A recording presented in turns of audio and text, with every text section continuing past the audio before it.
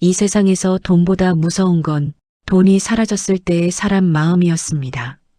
한 평범한 가족의 일상에 떨어진 한 통의 전화. 보험금 3억이 지급되었습니다. 그 한마디로 모든 것이 뒤집혔습니다. 누가 진짜 수혜자였고 누가 진실을 숨기고 있었던 걸까요? 사랑보다 차가운 돈, 가족보다 더 잔인한 진실이 드러나는 순간 당신은 누구의 편에 설 수 있겠습니까? 오늘의 이야기는 보험금 3억의 주인은 누구인가입니다. 봄비가 조용히 내리던 오후였습니다. 병원 복도 끝 낡은 의자에 앉은 김정혜 여사는 두 손을 꼭 쥐고 있었습니다. 남편이 중환자실로 들어간 지 이틀째 의사는 조심스레 말을 꺼냈습니다. 가족분들 이제 마음의 준비를 하셔야겠습니다. 정혜는 아무 말도 하지 않았습니다. 눈앞이 하얗게 변했습니다. 그녀 곁에는 아들 민수와 며느리 수진이 서 있었습니다. 수진은 눈물을 흘리며 팔짱을 끼웠습니다. 어머니 괜찮으세요? 저희가 곁에 있을게요. 정혜는 고개를 끄덕였지만 눈빛은 멀리 병실 문을 향해 있었죠. 그녀의 마음속에선 그래도 이제 조금만 버텨줘요. 그 말 한마디만 맴돌았습니다. 병실 안 산소호흡기에 의지에 누워있는 남편. 그의 눈은 희미하게 떠 있었고 숨소리는 거칠었습니다. 정혜는 손을 꼭 잡았습니다. 여보 나예요. 정혜예요. 남편은 힘겹게 미소를 지었습니다. 이제 다 정리했어. 당신 너무 고생했지. 무슨 소리예요? 아직 가면 안 돼요. 이 돈 당신이 꼭 챙겨. 그 돈이면 평생 걱정 없을 거야. 정혜는 그때는 몰랐습니다. 그가 말한 그 돈이 모든 파국의 시작이 될 줄은. 며칠 뒤 장례식장은 검은 우산들로 가득했습니다. 정혜는 아무 표정도 없이 조문객들을 맞았습니다. 평생 착하게 사신 분인데 너무 일찍 가셨어요. 그러게요. 저렇게 아내 생각 많이 한 분도 드문데. 그 말에 정혜는 그저 고개만 끄덕였습니다. 그녀는 남편이 마지막으로 남긴 말만 떠올렸습니다. 이 돈 당신이 꼭 챙겨. 장례가 끝난 다음 날 보험사 직원이 찾아왔습니다. 검은 양복의 젊은 남자였죠. 김정혜님 맞으시죠? 남편분의 보험금 관련 안내차 방문드렸습니다. 아, 네. 그렇게까지 안 오셔도 되는데요. 직접 설명드리는 게 좋을 것 같아서요. 사망보험금은 총 3억 원이고 수령인은 배우자 김정혜로 등록되어 있습니다. 순간 옆에 있던 며느리 수진이 미묘하게 고개를 들었습니다. 배우자요? 확실한가요? 네, 그렇습니다. 이상하네요. 아버님이 저한테 말씀하셨던 건데. 직원은 의아한 얼굴을 했습니다. 무슨 말씀이시죠? 아니에요. 그냥 제가 착각했나 봐요. 정혜는 그저 조용히 미소를 지었지만 그 순간 그녀의 가슴 한쪽이 묘하게 불안했습니다. 며칠 후 아들이 찾아왔습니다. 엄마, 보험금 들어왔어요? 응, 아직이야. 처리 중이래. 수진이가 그러는데 혹시 그 돈 같이 관리하면 안 될까? 같이 관리? 요즘 엄마 혼자 계시니까 실수하실 수도 있고. 그게 무슨 소리니? 내 노후 자금이야. 내 아버지가 놔주라고 한 거잖아. 알아요. 근데 수진이도 가족이잖아요. 정혜는 순간 말문이 막혔습니다. 가족이니까? 그 말이 왜 이렇게 낯설게 들렸을까요? 그날 밤 정혜는 서류를 꺼내 보았습니다. 남편의 이름, 사망신고서, 보험약관. 모든 게 명확했습니다. 수령인 배우자 김정혜. 그런데 다음 날 보험사에서 전화가 걸려왔습니다. 김정혜님 죄송하지만 서류상 수령인 변경 이력이 있습니다. 변경이요? 예. 작년 가을 수령인이 박수진으로 변경된 기록이 있습니다. 그녀는 그 자리에서 얼어붙었습니다. 수화기를 쥔 손이 떨렸습니다. 박수진이요? 우리 며느리 이름이요. 확인 결과 피보험자분께서 직접 서명하신 것으로 되어 있습니다. 정혜는 숨이 막혔습니다. 그녀는 전화기를 내려놓고 한참 동안 말을 잇지 못했습니다. 눈앞에 남편의 미소가 떠올랐습니다. 이 돈 내가 꼭 챙겨. 그 말이 이제는 낯선 저주처럼 들렸습니다. 저녁이 되자 며느리가 찾아왔습니다. 어머니, 많이 놀라셨죠? 그럼 내가 알고 있었던 거니? 아니요. 저도 오늘 알았어요. 정말 몰랐어? 네, 아버님이 제 이름으로 해두셨을 줄이야. 그럼 지금 그 돈은 내 이름으로 된 거야? 네, 그렇긴 한데 어머니, 저 그 돈 건드리지 않을게요. 아버님이 저 믿고 맡긴 거니까요. 정혜는 그 말을 듣는 순간 가슴이 철렁 내려앉았습니다. 믿고 맡겼다. 그 말 한마디가 왠지 믿기지 않았습니다. 며칠 뒤 정혜는 은행을 찾아갔습니다. 그녀는 수납 창구 앞에 앉아 박수진 명의로 들어온 보험금 3억 원 출금되었는지 확인 부탁드립니다. 직원은 잠시 키보드를 두드리더니 고개를 들었습니다. 예, 일주일 전에 전액 이체되었습니다. 어디로요?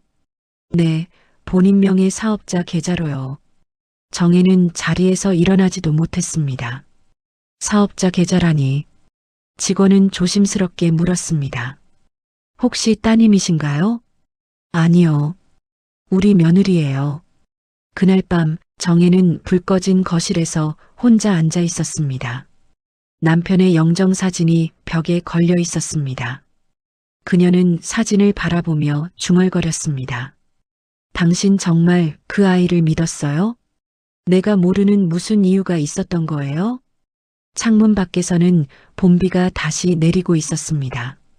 그녀의 눈에도 빗물처럼 뜨거운 눈물이 흐르고 있었습니다. 그날 이후 세 사람의 관계는 완전히 달라졌습니다.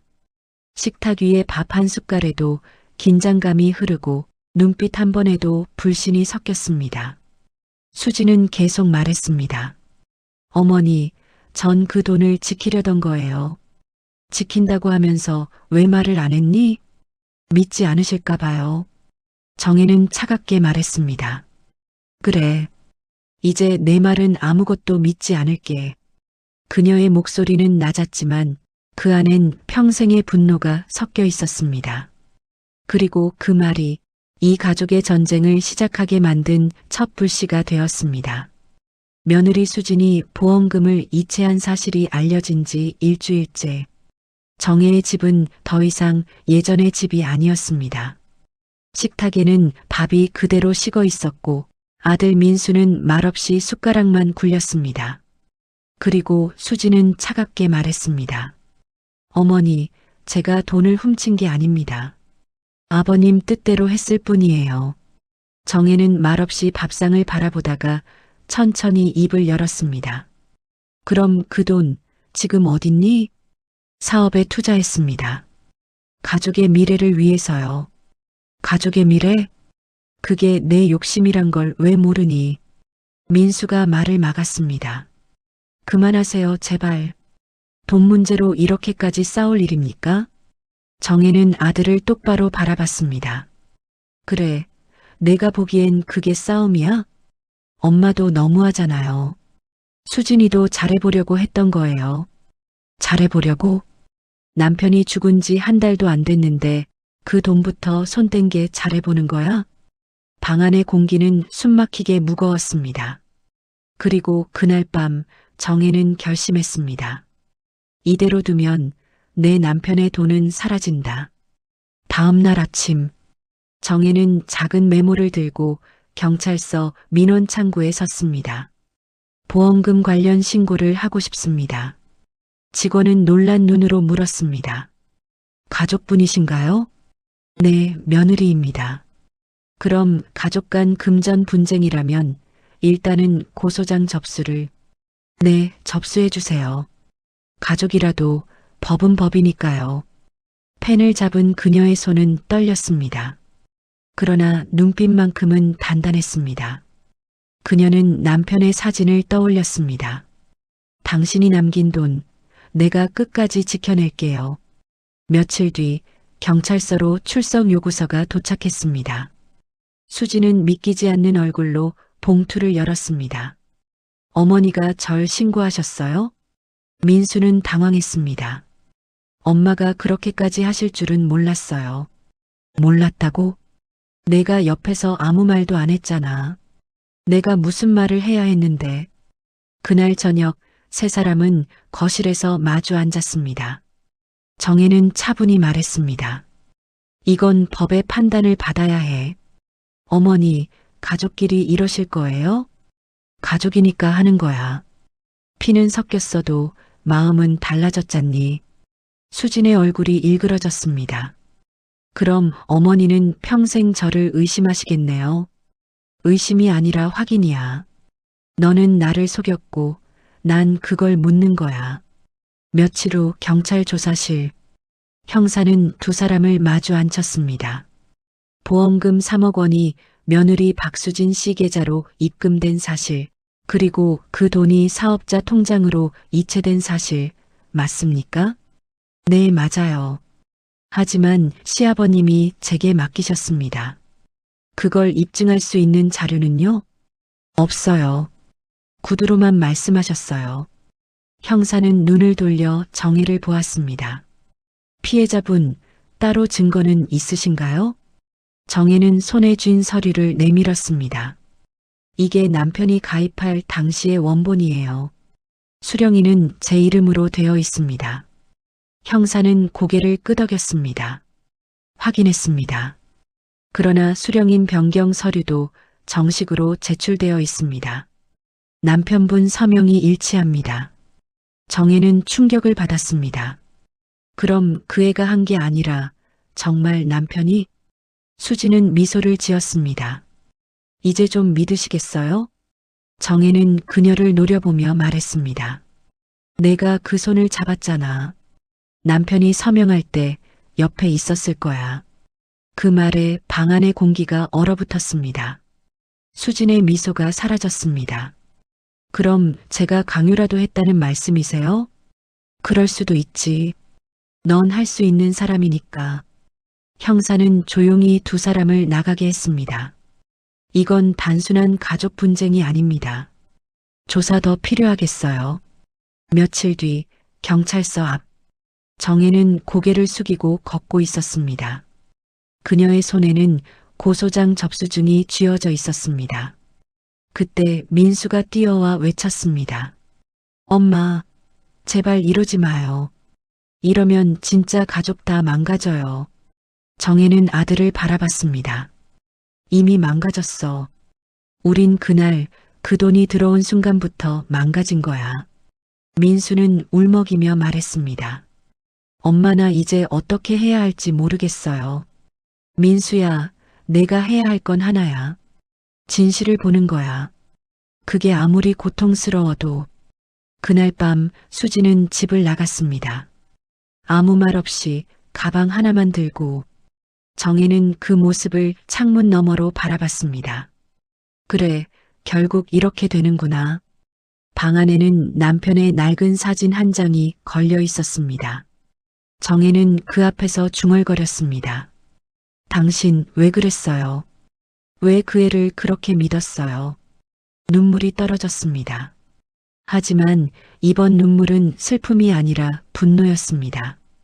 그녀는 조용히 결심했습니다. 끝까지 가자. 누가 진짜 가족이고 누가 거짓인지 밝혀야 해. 그날 이후 정혜는 증거를 모으기 시작했습니다.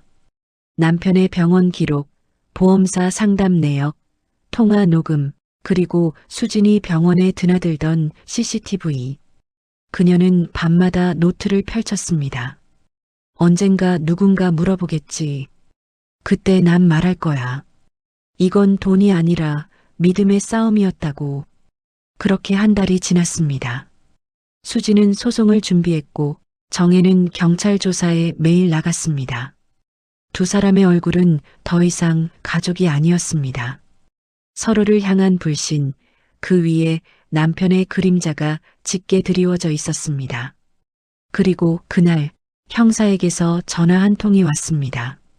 김정혜님, 남편분이 사망 전 남기신 녹음 파일이 있습니다. 가족에게 전해드리려고요. 정혜는 수화기를 떨어뜨릴 뻔했습니다. 녹음이요? 네, 마지막 병원 방문 때 남편분이 하신 말씀이 있습니다. 그녀의 눈이 커졌습니다. 당신의 뜻이 뭐였는지 이제야 알 수 있겠네요. 그날 오후 경찰서에서 전화를 받고 정혜는 서둘러 집을 나섰습니다. 하늘은 회색빛이었고 가을비가 가늘게 내렸습니다. 형사는 조용한 목소리로 말했습니다. 김정혜님, 남편분께서 병원에서 남긴 음성이 있습니다.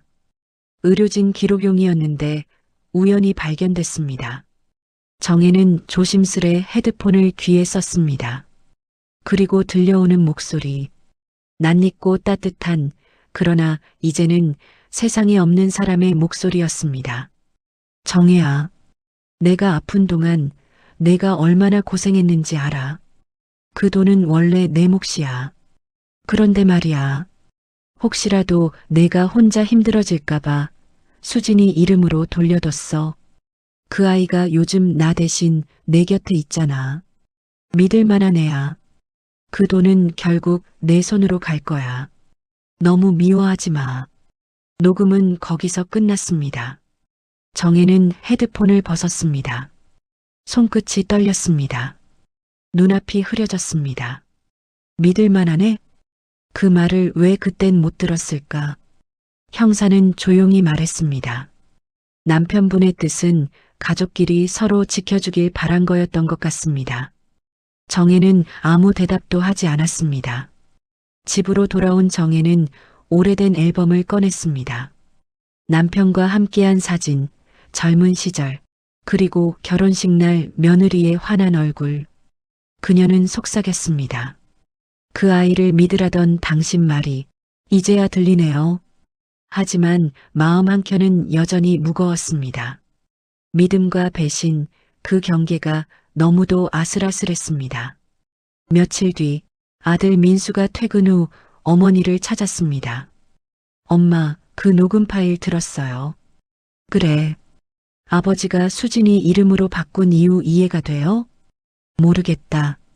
그 사람 마음속에 무슨 계산이 있었는지. 엄마, 아버지는 그냥 둘 다 믿고 싶었던 것 같아요. 믿음은 좋지만 현실은 그렇지 않지. 엄마, 그럼 이제 고소 취하하실 거예요? 정혜는 한참을 침묵하다가 대답했습니다. 아직 모르겠어. 진실이 드러났다고 해서 상처가 사라지는 건 아니니까. 그날 밤 수진이 집으로 돌아왔습니다. 손에는 편지 한 장이 들려 있었습니다. 어머니, 병원에서 연락받았어요. 아버님 녹음 저도 들었어요. 그래서 저 죄송합니다. 그분 뜻을 지키려다가 결국 가족을 무너뜨렸어요. 그건 내가 한 선택이야. 누가 시킨 게 아니라. 수지는 고개를 숙였습니다. 맞아요. 하지만 어머니, 저도 그 돈이 무서웠어요. 처음엔 그 돈이 책임 같았어요. 근데 시간이 지나니까 욕심이 됐어요. 정혜는 조용히 그녀를 바라보았습니다. 사람이 욕심내는 건 죄가 아니야. 그걸 숨기는 게 죄지. 그 말에 수진의 눈에서 눈물이 흘렀습니다. 그럼 용서받을 수 있을까요? 용서라는 건 누가 준다고 생기는 게 아니야. 스스로 이겨내야 생기는 거야. 며칠 후 경찰 조사 결과가 나왔습니다. 변조 흔적 없음. 수령인 변경은 본인의 의사로 확인됨. 그 말에 정혜는 조용히 고개를 숙였습니다. 그러나 조사실을 나서던 수진의 얼굴엔 또 다른 불안이 떠올랐습니다. 형사가 덧붙였습니다. 하지만 이체된 돈 중 일부가 수진 씨 명의 외계자로 빠져나간 기록이 있습니다. 네, 사업 자금이라 했지만 다른 사람 명의로 흘러갔어요. 정혜는 걸음을 멈췄습니다. 그게 무슨 말이에요? 형사는 조심스럽게 말했습니다. 박수진 씨의 친구 최모 씨 계좌로 1억 원이 들어갔습니다. 수진의 얼굴이 하얗게 질렸습니다. 그건 그 사람한테 잠시 맡겼을 뿐이에요. 맡긴 거라도 본인 책임입니다. 정혜는 아무 말도 하지 않았습니다. 그녀는 이미 다시 알 수 없는 벽을 느끼고 있었습니다. 집으로 돌아온 정혜는 남편의 영정 앞에 앉았습니다. 당신 말대로 그 아이를 믿으려 했는데 세상은 그렇게 단순하지가 않네요. 사진 속 남편은 여전히 웃고 있었습니다.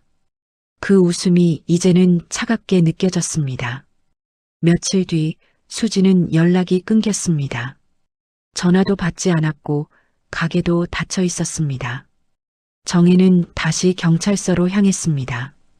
그애 또 어디서 무슨 짓을 한 건 아닌지 형사는 서류를 넘기며 말했습니다. 박수진 씨가 최근 대출금 상환 압박을 받았던 것으로 보입니다. 잠적 가능성 있습니다. 정혜는 벽에 손을 짚었습니다. 또다시 돈이 그 애를 삼킨 거군요. 며칠 뒤 아들이 전화했습니다. 엄마, 수진이 연락됐어요. 지금 병원이에요. 정혜는 아무 말도 하지 않았습니다. 그녀는 가방을 들고 서둘러 집을 나섰습니다. 병원 응급실 문이 열렸습니다.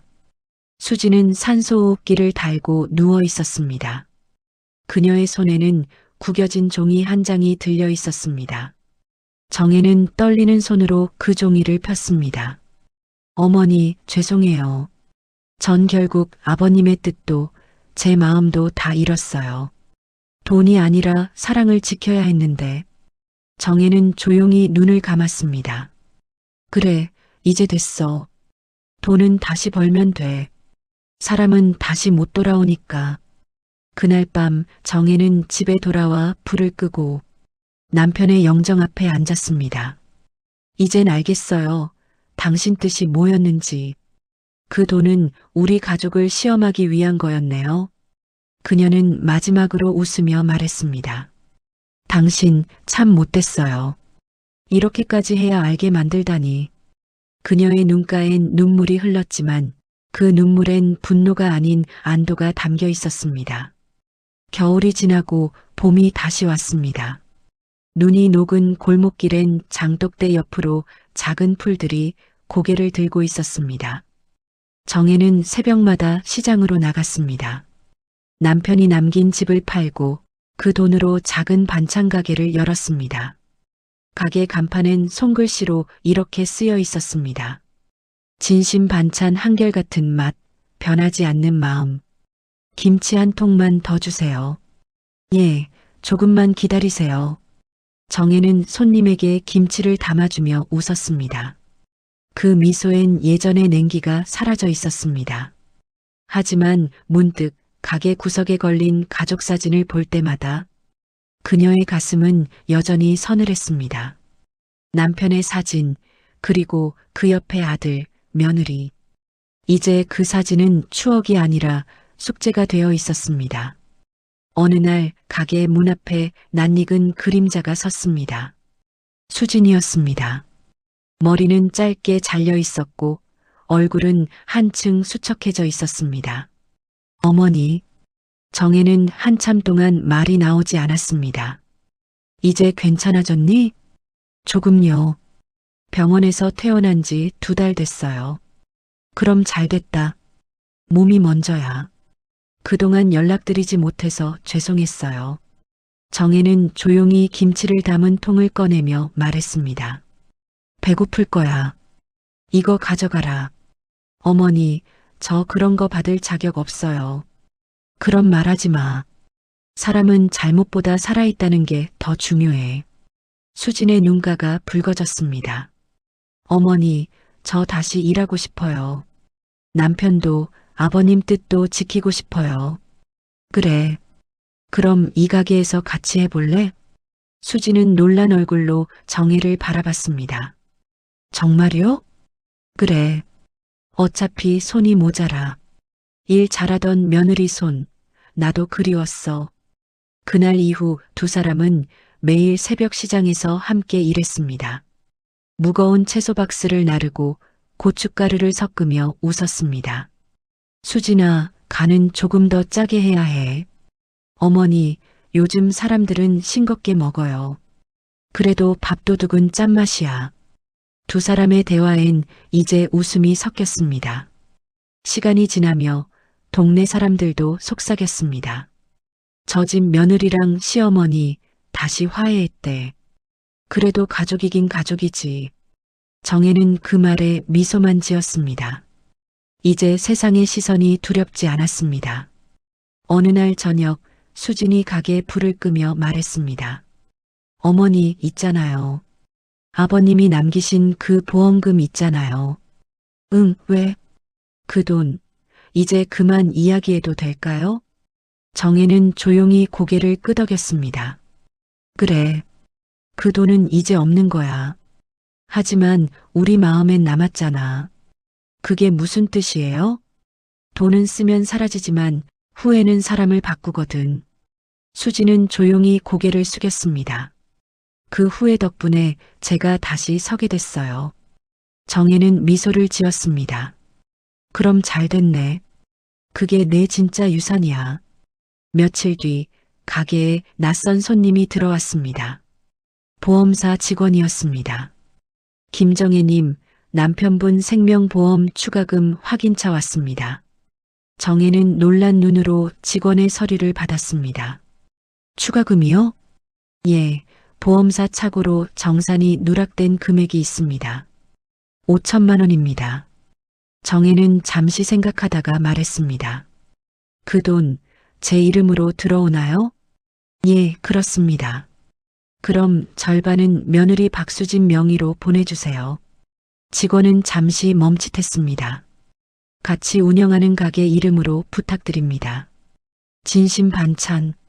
그게 우리 가족 이름이에요.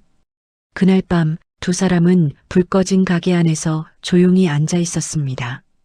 수진이 조용히 말했습니다. 어머니, 저 그 돈 절대 안 건드릴게요. 그래, 이번엔 나도 욕심내지 않을게. 아버님이 하늘에서 웃고 계시겠죠? 아마도 이제야 제대로 쓰는구나 하고 계실 거야. 창밖에는 봄비가 다시 내리고 있었습니다. 이번엔 차갑지 않았습니다. 그 빗소리 속에서 두 사람은 처음으로 같은 마음으로 웃었습니다. 그날의 대화를 끝으로 정혜는 일기를 썼습니다. 돈은 사람을 시험한다. 그러나 시험에 떨어지지 않으려면 미움보다 용서를 먼저 배워야 한다. 그로부터 10년이 흘렀습니다. 시장 골목은 더 활기를 띠었고 진심 반찬은 이제 동네에서 제일 유명한 가게가 되었습니다. 간판 밑에서 며느리 수진이 손님들을 맞이하고 있었습니다. 어서 오세요. 오늘 깻잎은 새로 무쳤어요.